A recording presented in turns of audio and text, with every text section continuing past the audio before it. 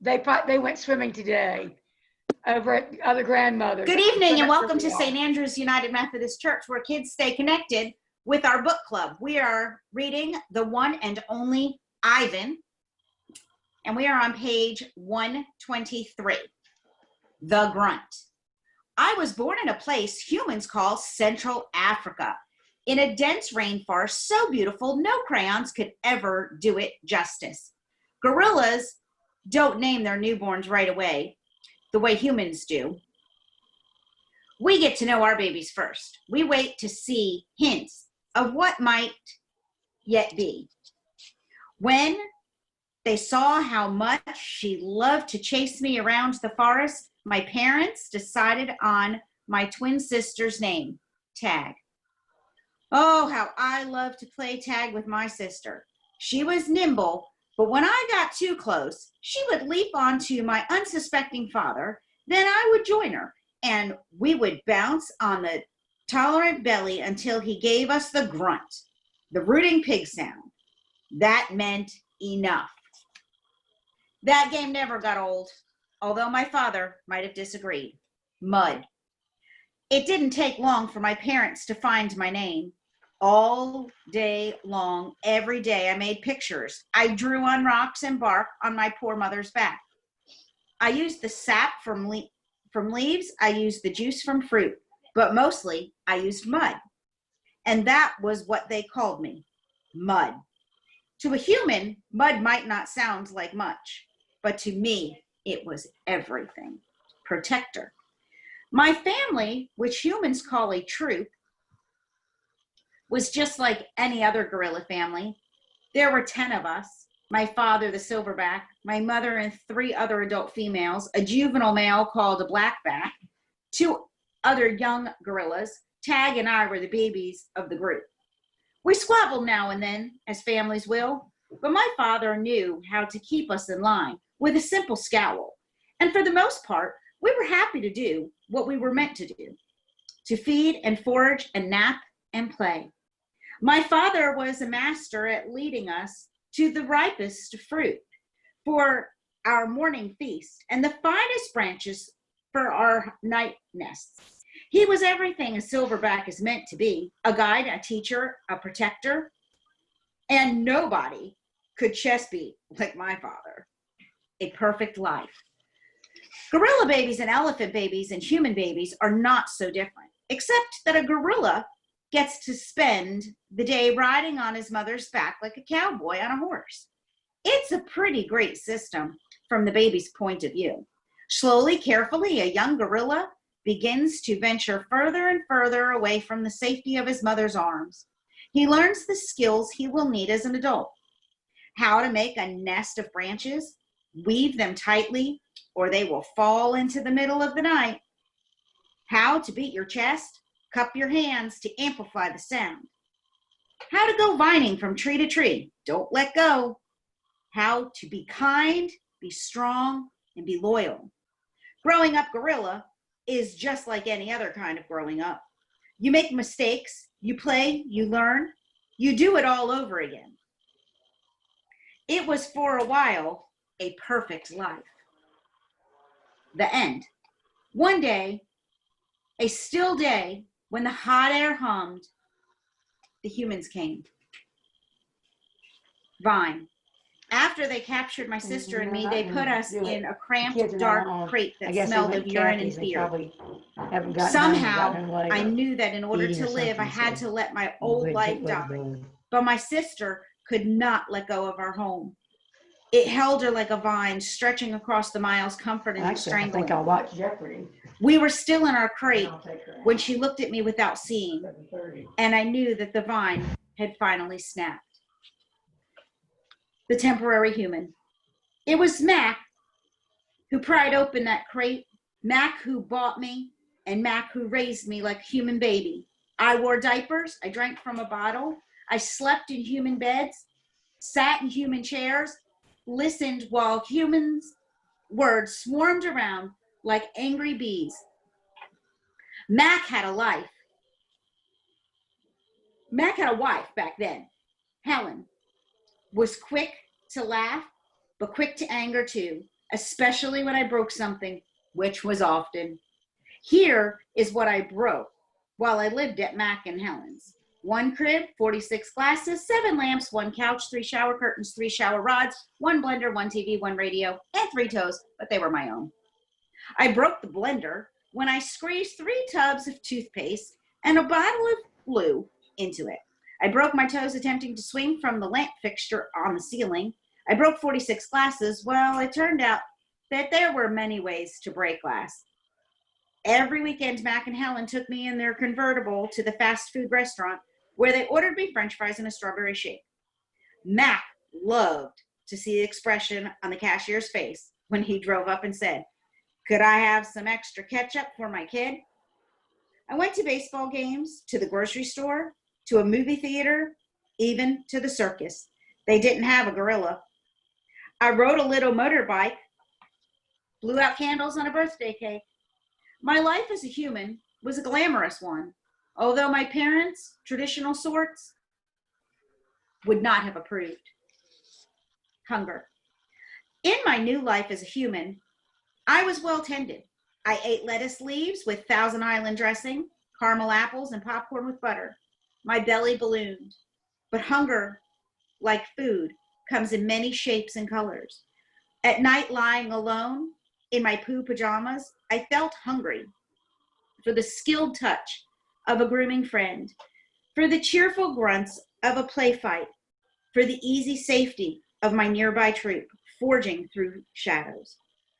Remember what happened to Tag, I told myself. Don't think about the jungle. Still, sometimes I lay awake, wishing for the warmth of another just like me, asleep in the night, nest of tender prayer plant leaves. I liked having sips of soda poured into my mouth, like a bubbling waterfall. But every now and then, I longed to search for the tender stalk of arrowroot to feel the tease of a mango just out of reach. Still life. One day, Helen came home with something large and flat wrapped in brown paper. "Look what I bought today," she said excitedly as she tore off the paper. "A painting to go over the living room couch." "Fruit in a bowl?" Max said with a shrug. Big deal." "This is fine art. It's called a still life," Helen explained, "and I think it's lovely." I dashed over to examine the painting, marveling at the colors and shapes. "See," said Mac's wife, "Ivan likes it." "Ivan likes to roll up poop and throw it at the squirrels," Max said. I couldn't take my eyes off the apples and the bananas and the grapes in the picture. They looked so real, so inviting, so edible. I reached out to touch a grape and Helen slapped my hand. "Bad boy, Ivan, don't touch." She jerked her thumb at Mac. "Honey, go get a hammer and a nail, would you?" While Mac and Helen were busy in the living room, I wandered into the kitchen. A cake covered in thick chocolate icing was sitting on the counter. I like cake, love it, in fact. But it wasn't eating I was thinking about. It was painting. The frosting peaked and dipped like waves in a tiny pond. It looked rich and gooey and chocolate and smooth. It looked like mud. I scooped up a handful of frosting. I scooped up another. I headed to the refrigerator door. It was perfect. An empty white waiting canvas. The frosting wasn't as easy to work with as jungle mud. It was stickier and, of course, more tempting to eat. But I kept at it. I scraped off every last bit of that frosting. I may have eaten a little cake, too. I don't remember what I was trying to paint, a banana, most likely. I suppose I knew I was going to get in trouble, but at that moment, I just didn't care. I wanted to make something, anything, the way I used to. Wanted to be an artist again. Punishment. I soon learned that humans can screech even louder than monkeys. After that, I was never allowed in the kitchen. Babies. Back in those days, the Big Top Mall was smaller. It had a pony ride, a wooden train, bustled around the parking lot, and a few bedraggled parrots and Shirley Spider Monkey. But when Mac brought me a baby gorilla dressed in a shark tuxedo to the mall, everything changed. People came from far and wide to have their pictures taken with me. They brought me blocks and guitar and held me in their laps. Once I even held a baby of mine. She was small and slippery. Bubbles flowed from her lips. She squeezed my fingers. Her rear was puffy with padding. Her legs bowed like bent twigs. I made a face. She made a face. I grunted. She grunted. I was so afraid she would fall that I squeezed her tightly and her mother yanked her away. I wonder if my mother ever worried about dropping us. We always held on, but that's easier to do when your mother's furry. Human babies are an ugly lot, but their eyes are like our babies' eyes. Too big for their faces and for the world. Beds. One day, after many weeks of loud talking, Helen packed a bag and slammed the front door and never came back. I don't know why. I never know why, the why of humans. That night, I slept with Mac in his bed. My old nests were woven of leaves and sticks and shaped like his bathtub, cool, green cocoons. Mac's bed, like mine, was flat, hot, without sticks or stars. Still, he made a sleeping sound like a rumble of my father used to make when all was well, a sound from deep inside his belly. My place. Mac grew sullen. I grew bigger. I became what I was meant to be, too large for chairs, too strong for hugs, too big for human life. I tried to stay calm, to move with dignity. I did my best to eat daintily, but human ways are hard to learn, especially when you're not a human. When I saw my new domain, I was thrilled, and who wouldn't have been? It had no furniture to break, no glasses to smash, no toilets to drop Mac's keys into. It even had a tire swing. I was relieved to have my own place. Somehow, I didn't realize I'd be here quite so long. Now I drink Pepsi, eat old apples, watch reruns on TV. But many days I forget that I'm supposed to be. Am I a human? Am I a gorilla? Humans have so many words, more than they truly need. Still, they have no name for what I am. 9,867 days. Ruby was finally asleep. I watch her chest rise and fall. Bob, too, is snoring. But my mind is still racing. For perhaps the first time ever, I've been remembering. It's an old story to remember, I have to admit. My story has a strange shape, a stunted beginning, and an endless middle. I count all the days I've lived with humans. Gorillas count as well as anyone, although it's not a particularly useful skill to have in the world. I've forgotten so many things, and yet I've always known precisely how many days I've been in my domain. I take one of the magic markers Julia gave me, and I make an X, a small one, on my painted jungle wall. One, make more X's, and more. I make more every day of my life with humans. The marks look like this. The rest of the night I mark the days, and when I am done, my wall looks like this. And so on until there are 9,876 X's marching across my wall like a parade of ugly insects. A visit. It's almost morning when I hear steps. It's Mac. He has a sharp smell. He weaves as he walks. He stands next to my domain. His eyes are red. He's staring out the window of the empty parking lot. Ivan, my man, he mumbles. Ivan? He presses his forehead against the glass. We've been through a lot, you and me. A new beginning. We don't see Mac for 2 days. When he returns, he doesn't talk about Stella. Max says he's anxious to teach Ruby some tricks. He says the billboard is bringing in more visitors. He says it's time for a new beginning. All afternoon and into the evening, Mac works with Ruby. Ruby's feet are looped with rope so that she cannot run. A heavy chain hangs off her neck. Mac shows her Stella's ball, her pedestal, her stool. He introduces her to Snickers. When Ruby obeys Mac, he gives her a cube of sugar or a bite of dried apple. When she doesn't, he yells and kicks at the sawdust. When George and Julia arrive, Mac is still training Ruby. Julia sits on the bench and watches them. She draws a little, but mostly she keeps her eyes on Ruby. Bob watches too. He's hiding in the corner of my domain under knot tag. It's raining outside, and Bob does not like damp feet. Ruby trudges behind Mac, her head dropping endlessly. They circle the ring sometimes. Mac slaps her flank with his hand. Suddenly, Ruby jerks to a stop. Mac pulls the chain hard, and Ruby refuses to move.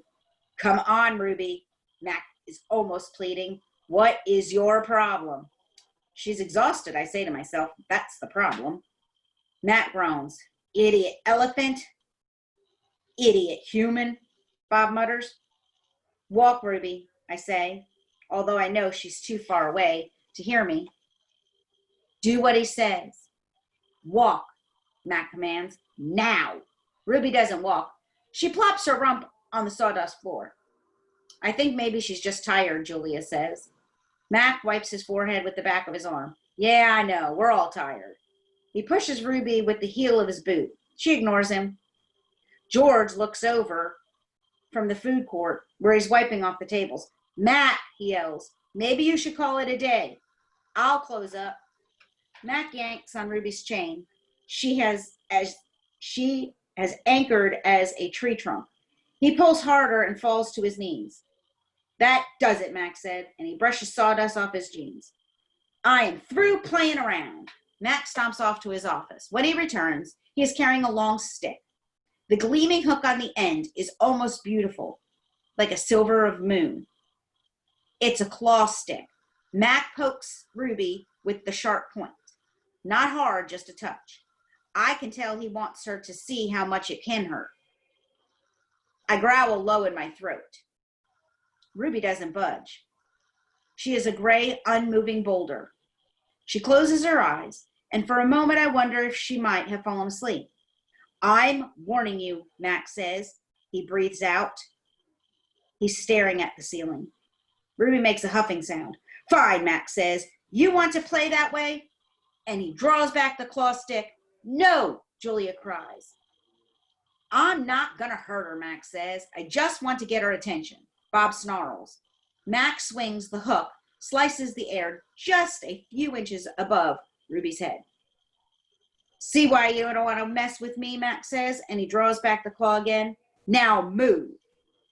Ruby jerks her head, flinging her trunk towards Mac. She makes a noise that sends the sawdust scattering. It makes the glass shiver.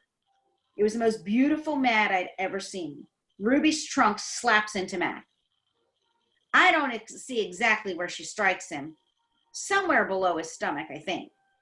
And I know he must be uncomfortable because Mac drops the claw stick and falls to the ground and curls into a ball and howls like a baby. Direct hit, Bob says. Poor Mac. Mac groans, he stumbles to his feet, and he hobbles off towards his office. Ruby watches him leave. I can't read her expression. Is she afraid, relieved, proud?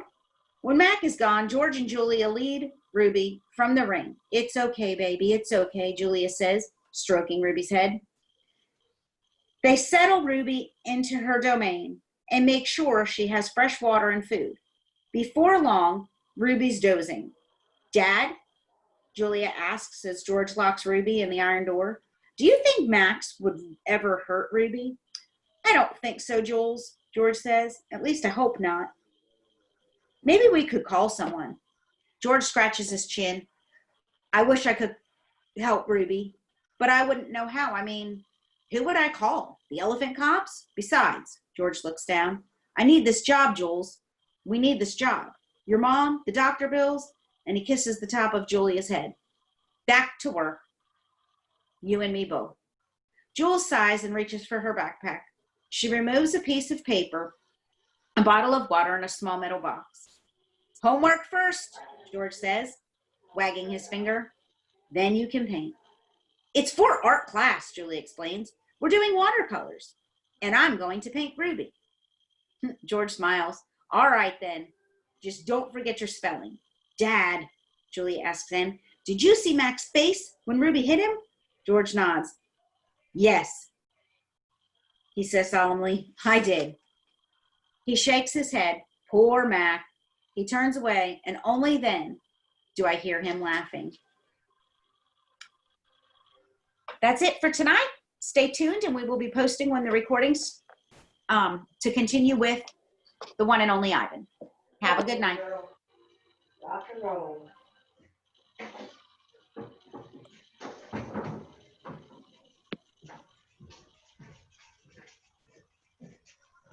Okay.